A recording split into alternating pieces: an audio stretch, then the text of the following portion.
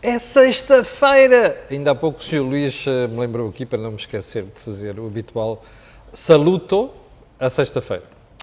Edição do Cor do Dinheiro do dia 29 de julho do ano de graça de 2022. Olha, o programa hoje é feito aqui indoors porque está uma ventania desgraçada lá fora e como este tripé de carbono ameaçava voar. O programa de hoje é longo, é extenso, mas eu acho que vai valer a pena, você vai perceber porquê. Mas antes de irmos ao programa de hoje, quero só lembrar que este canal, A Cor do Dinheiro, tem uma parceria com a Prozis, de que muito se orgulha, eles não pedem para dizer isto, e isso proporciona-lhe, quando você for ao site fazer compras, ali na saída tem uma coisa chamada cupão promocional, põe lá Camilo e leva logo com desconto de 10%, fora as promoções que nós divulgamos aqui semanalmente, e desta semana são muito interessantes porque proporcionam descontos que podem ir até 50%. Portanto, dê lá um salto ao site, se faz favor. Bem, feito o disclosure, vamos ao programa de hoje. E vamos começar pela Windfall Tax em Espanha, períodos de ordem do dia. Então, eu vou-lhe mostrar aqui um bocadinho uma amostra da jornalada ali em Espanha. El Mundo, ali em baixo a vermelho, veja bem o que é que ali está. A Windfall Tax sobre a banca pode limpar 50 mil milhões de euros de crédito que a banca espanhola daria à economia. 50 mil milhões. Ok? 5 dias. Está ao contrário, peço desculpa, mas também não é que seja por isso, a gente resolve já o assunto. A banca pagará 4,8% dos ingressos e as energéticas 1,2%. Ok? Se você quiser mais, estamos a falar de imprensa especializada em Espanha, pode ver aqui a manchete do Expansión. Golpe a los ingressos de bancos e energéticas. Bom, moral da história. Isto vai criar um problema em Espanha. Aliás, vai criar dois problemas em Espanha. Eu vou-lhe contar quais são, que é até para nós aprendermos, percebe? Convém que a gente aprenda com as burradas dos outros. Neste caso do camarada Sanches. Primeiro ponto. Não tenho a certeza que o BCE deixe passar este tributo sobre a banca. Segundo ponto. Isto vai dar tribunais de certeza em Espanha, com a respectiva incerteza, porque aquilo que o Estado espanhol for buscar, depois pode ter de devolver. Olha a história do imposto sobre os petróleos, a contribuição sobre os combustíveis em Portugal, que pode custar ao Tesouro Português 3 mil milhões de euros. São coisas destas, percebe? Bom, e mais é este impacto na economia. O Santander ontem que divulgou os resultados em Espanha e divulgou também em Portugal, muito bons aliás, parabéns. Eu sou daqueles que fico muito satisfeito com lucros das empresas e não com prejuízo das empresas, e já vamos ver a seguir porquê. E, portanto, o que o Santander calcula que só na economia espanhola pode ser uma ratada de 50 mil milhões de euros no crédito às empresas, percebe? 50 mil milhões. Bom, e agora vamos a Portugal. Como já percebeu, esta pancada também chega a Portugal. É certo que nós temos em Portugal um governo com um bocado mais juízo que o espanhol, mas, apesar de tudo, isto já está a salivar, não é? Já ali, como dizem os meus amigos na Beira Alta, eles estão com a babugem toda para ir lá sacar uma massa destas. Olha o jeito que dava àqueles tontos que é para não chamar um nome muito mais feio, que não posso, aos tontos do PCP, do Bloco de Esquerda e até à ala esquerda do Partido Socialista. Não, e até uns malucos na direita, supostamente direita. Já gostavam de fazer uma coisa destas.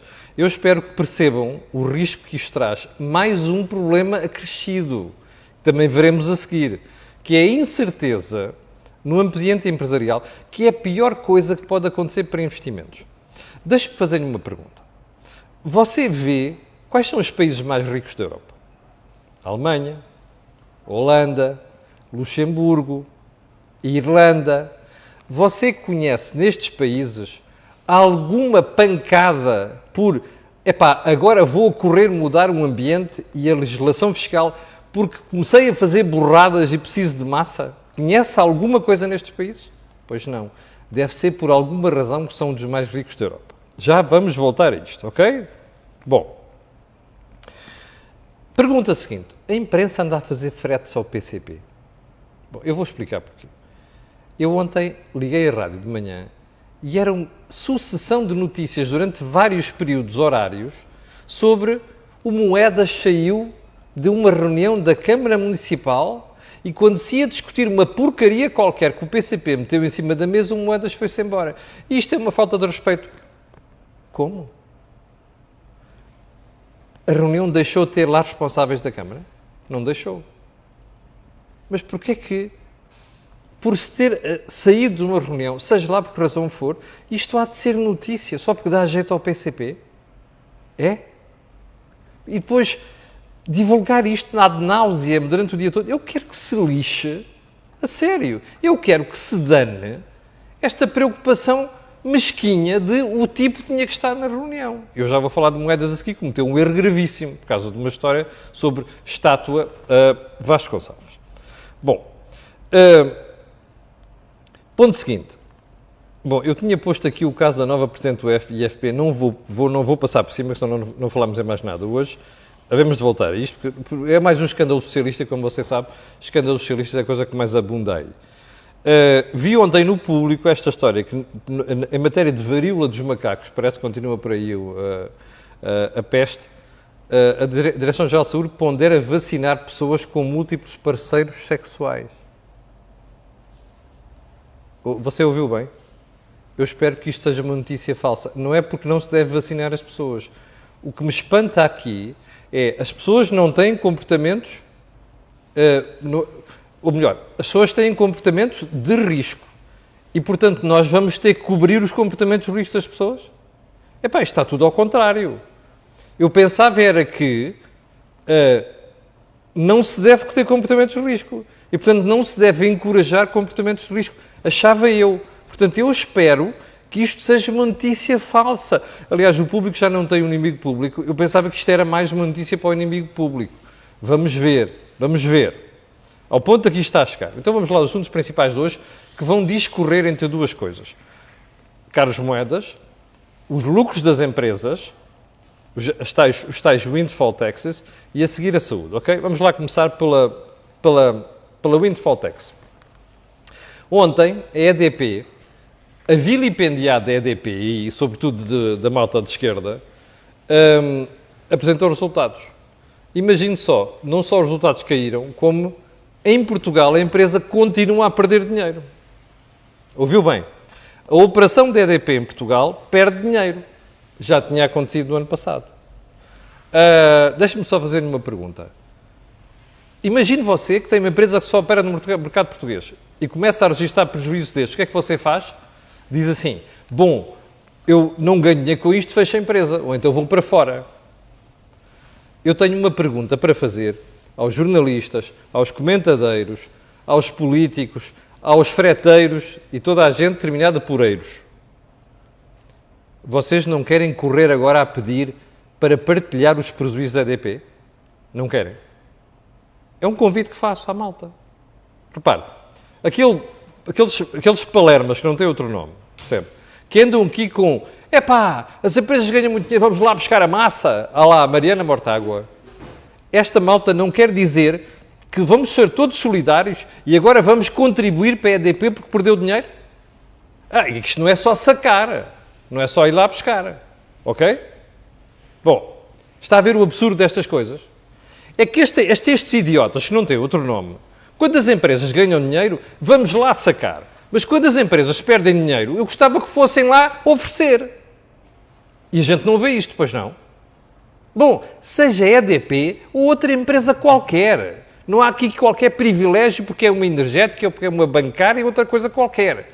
Aliás, gostava de ver esta malta, sem vergonha, sem um pingo de vergonha na cara, terem ido assumir os prejuízos do BCP, da Caixa Geral de Depósitos, nos tempos idos, que não foi assim há tantos anos. Está a ver? Isto é o grau menos 10 da política em Portugal. Nem é 0, é menos 10, percebe? Aqueles dois rapazes do Bloco e do PCP que eu vi antes de ontem na televisão discutir com o Carlos Guimarães Pinto, na SIC Notícias, Epá, que se cheguem à frente e digam assim, epá, nós digam assim, nós somos homenzitos, pá, e portanto vamos pedir, o nosso partido vai pedir que os portugueses contribuam agora para que as empresas perdem dinheiro. Valia a pena. Bom, ponto seguinte. Eu já estava a antecipar esta conversa e por isso desde a semana passada já tinha começado a falar dos windfall taxes. Esta semana foi, não sei quantos o Santander quintuplica, não sei das quantas o BCP sobe brutalmente os resultados, a Repsol não sei que ontem que ganhou 2.500 milhões, vão lá ver as perdas da Repsol no passado e vejam quanto aquilo cobre das perdas. Não sei que ontem soube que a Sonai também tem uma subida de 89% dos lucros. Mas quer mais? E a Galp, pois, a Galp e não sei quantos. E de repente foi o broá todo sobre a história de vamos lá buscar a massa. Bem, meus senhores, desculpem lá, mas estão a fazer as contas da comparação deste primeiro semestre com o primeiro semestre do ano passado? Já olharam para isto? Mas onde é que este país, percebe, podia ser o país mais rico da Europa, ou dos mais ricos, onde é que a gente vai buscar esta pancada? Parece que temos aqui uma faca e corta os pulsos, está a perceber? Esta conversa dos windfall taxes é pegar uma faca e cortar os pulsos e dizer assim, estou-me a suicidar, Percebe? Com a banheira cheia de sangue. Bom, porquê é que eu digo isto? Porque isto é a pior conversa que se pode ter. Primeiro, estamos a comparar um semestre bom com um péssimo semestre do ano passado. Em segundo lugar, estamos a contribuir para descapitalizar empresas. Em terceiro lugar, olha o caso espanhol. Aquele pateta do Sánchez, mais a senhora Nádia Calvinho, mais a não sei quantas, a vice-presidente terceira, uma idiota chapada, Teresa Ribera, andaram a dizer ao pessoal assim, quando criaram o windfall tax, vocês nem pensem em passar isto para os consumidores. Pois vai passar mesmo, percebe? É que, no caso da banca, este imposto é sobre as comissões. Eu vou-lhe garantir uma coisa, a justiça espanhola nunca vai conseguir provar que aquele dinheiro, que este tributo, vai cair sobre os consumidores. A mesma coisa em Portugal. No dia em que fizerem uma brincadeira desta em Portugal, os consumidores, os clientes dos bancos e os clientes das energéticas vão levar com uma subida de preços. Está a perceber? Esta gente é perfeitamente idiota. Bom, além de que cria outro problema, que era aquilo que falávamos há bocadinho, que é só isto. Você está a trabalhar no mercado, fez contratos e de repente alteram-lhe tudo. E você diz, olha, estás a ver o gesto do Bordal Pinheiro das Caldas? Pronto, eu vou trabalhar para o outro lado. Eu sei que a malta desse lado vai começar a dizer, não, a malta não, uma parte da malta, os tontos. Não sei quantos, lá está você a exagerar. Pois eu vou-lhe pegar em exemplos. Deixe-me só fazer uma pergunta. Como você sabe, nós neste momento estamos com a pancada da energia, estes aerogeradores offshore, que faz todo o sentido. Temos um projeto bom ali em Viana do Castelo, que eu até acho que devia ser ampliado. Há outros sítios em Portugal para fazer aquilo. Pergunta, porquê é que a EDP não faz? Porquê é que a EDP tem projetos destes ali na Escócia e nos Estados Unidos? E porquê é que não vais fazer aqui? Adivinhou. Eu nem sequer falei com eles, percebe? É a conclusão que eu tiro de instabilidade regulatória, instabilidade fiscal. E, portanto, a malta diz assim, vocês vão dar uma volta ao bilhar grande que a gente vai investir para o outro lado. Sabe o que é que isto significa? Menos criação de riqueza e menos postos de trabalho. Era isto que nós devíamos ter em mente, percebe? Além de que há outro problema para os mais tontos ainda. Você tem fundos de investimento? Tem PPRs para complementar a sua pensão? Já foi ver onde é que o seu fundo de investimentos ou de pensões investe o seu dinheiro? Nas EDPs, nas Galps, nas Repsol, nos Santander e coisas do género. Percebe? Sabe o que é que isto significa? É que você está a prejudicar o rendimento das suas reformas. Vá lá ver onde é que a Segurança Social tem uma parte dos seus investimentos no mercado de capitais. Então a gente está a dar punhaladas do próprio coração. Isto é de burro, percebe? É de burro. Não caia na conversa do PCP, da extrema-esquerda, do Bloco de Esquerda, da parte esquerda do PS e de uma parte de idiotas de direita. Não caia nesta conversa, pelo amor de Deus, ou pela sua saúde, se quiser. Bom, Eu sei que depois vêm aqueles argumentos. Olha, há governos de direita que fizeram isso. O Boris Johnson na Inglaterra. Boris quem? Johnson? O idiota. É esse? Mas esse é burro. Percebe? Aliás, veja o que lhe aconteceu. Os idiotas têm o que merecem e ele teve o que mereceu. Está a perceber? Não copiemos os burros. Que ao menos a gente aprenda com os disparates dos outros. Bem, adiante. É como eu lhe dizia, sabe o que é que acontece quando a política fiscal e regulatória começa a depender daquilo que é, deixa-me lá ver se quer ganhar mais uns votos e quer sacar mais uns votos. Sabe o que é que acontece? As empresas vão para fora. Bom, vamos a outra história que se passou nos últimos dias. Eu não sabia disto. Soube ontem porque houve pessoas, espectadores, que me enviaram aqui os detalhes. Terá havido uma sessão pública da Câmara Municipal de Lisboa em que houve um senhor chamado Manuel Begonha, que é um tonto, presidente de uma associação chamada Conquistas da Revolução, que abordou o Carlos Moedas e disse ao Carlos Moedas que era bom a Câmara Municipal de Lisboa fazer um busto ou uma estátua ao Vasco Gonçalves. Eu não acreditei nisto. Espera aí, para os mais novos que estão desse lado, o Vasco Gonçalves foi um ditador, um general, um militar, encostado ao PCP, que só não levou Portugal para o estilo de Cuba e da Venezuela, porque houve um tipo chamado Jaime Neves que o pôs na ordem. A ele e aquela pancada de gajos malucos que a gente teve em 1965. Percebe?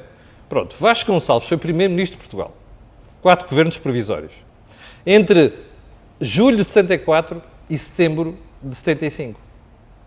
Fez as maiores atrocidades que a gente conhece. Olha, atentados às liberdades das pessoas, atentados aos direitos fundamentais das pessoas, nacionalização de todos os setores da economia portuguesa relevantes, sem pagar aos seus acionistas, arrebentou com a agricultura no Alentejo com a história da reforma agrária. Foi este senhor.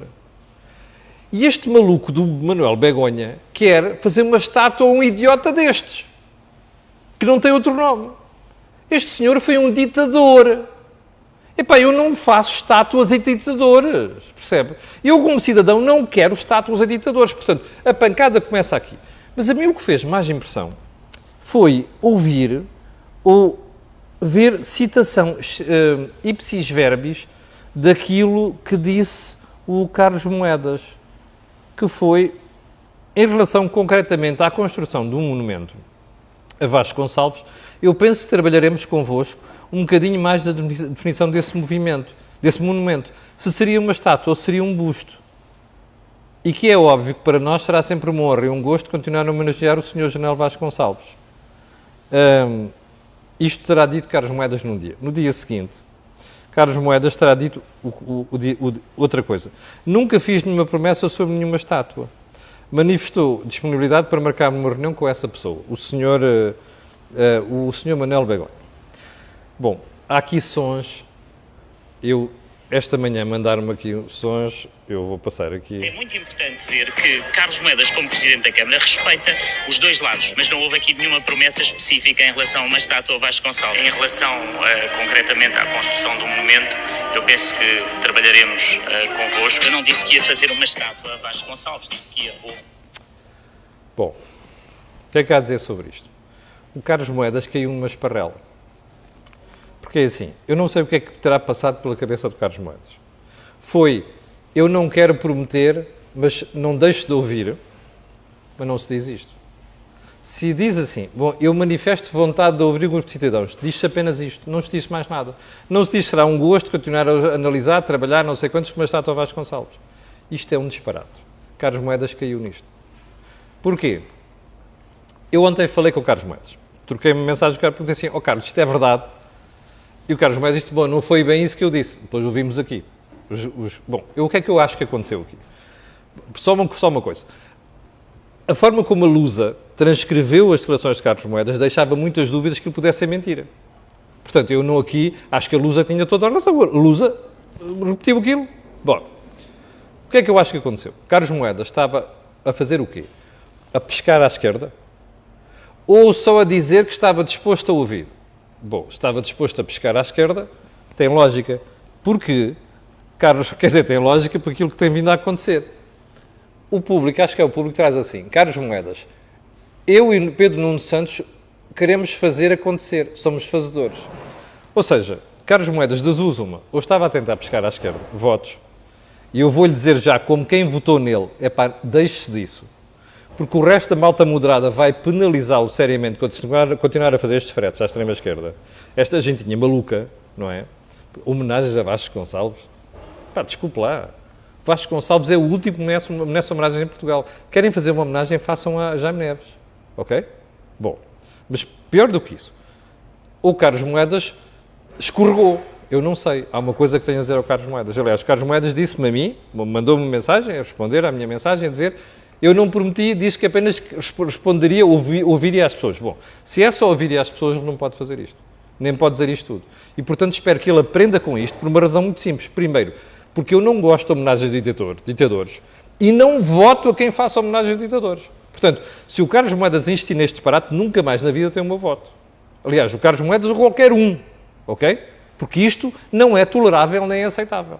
Eu tenho memória. E não homenageio ditadores. Ponto final. Bom, vamos seguir para bingo. Já estamos com 21 minutos, meu Deus. Vamos então à história da saúde. Então, eu vou-lhe passar um sumário de notícias dos últimos 10 dias. A sucessão de episódios com o INEM e as ambulâncias. Olha, quero um exemplo. Há uma senhora em Lisboa que precisava de ajuda. A ambulância vem de Peniche para Lisboa. Ok? Há uma senhora que estava ferida na rua, o INEM demorou não sei o que, uma hora, a senhora morreu. Terceiro episódio relatado ontem. Uma senhora grávida de Abrantes, que devia, aliás, Vila de Rei, devia ir ao Hospital de Abrantes, que não tinha obstetrícia a funcionar, e a senhora vai a Santarém. Chega a Santarém com o bebê morto na barriga. São apenas alguns exemplos. Ontem, antes de ontem, o secretário de Estado, Lacerda Salles, que é uma boa pessoa, devo dizer, se calhar já devia ter sido o governo, quando foi confrontado com estes problemas todos, o INEM dizia assim: olhem, mas espera aí, aqueles casos são de lamentar. Mas um inquérito recente mostra que 98% das pessoas são satisfeitas com o trabalho do INEM. Eu não sei se são 98%, mas há uma coisa que eu sei.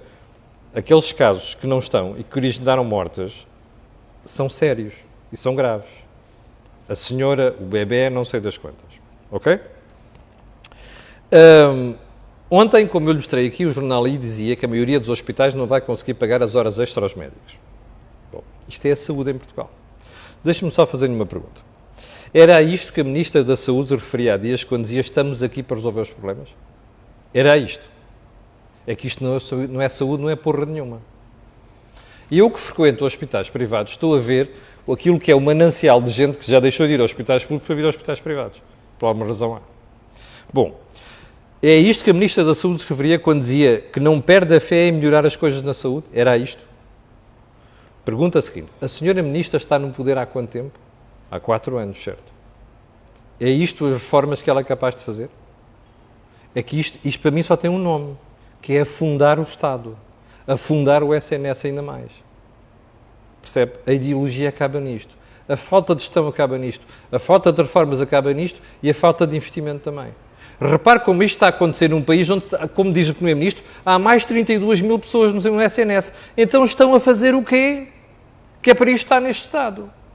O Correio da Manhã dizia há uns dias que faltam 500 técnicos no INEM. 500 técnicos, percebe? Portanto, é isto que a gente se refere quando diz que estamos a reformar o SNS e o rei que os parta? Eu só tenho pena de uma coisa. Os juízes que andam aí a escrever nos jornais sobre corrupção e outras coisas quaisquer que é relevante, deviam explicar porque é que nós não podemos processar o Estado em Portugal quando acontecem coisas destas. E haver indemnizações milionárias como há nos Estados Unidos. Porque eu tenho a certeza que os governantes iam piar muito mais fino e as coisas iam correr muito melhor no SNS do que correm neste momento. Porque as pessoas iam ser responsabilizadas em milhões de euros por aquilo que está a passar. Percebe? Isto é a cova do SNS.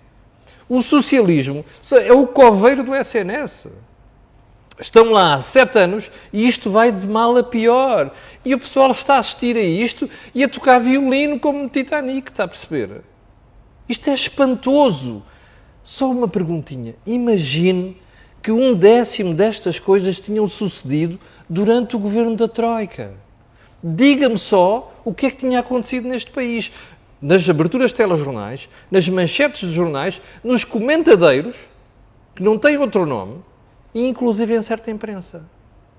Você julgue por si. Isto é a cova do SNS. Percebe? O que está a passar. Bom, e como eu já não quero roubar mais tempo, que já abusei aqui, quero agradecer às mais de 6 mil pessoas que estavam em direto, ainda agora, ou estão.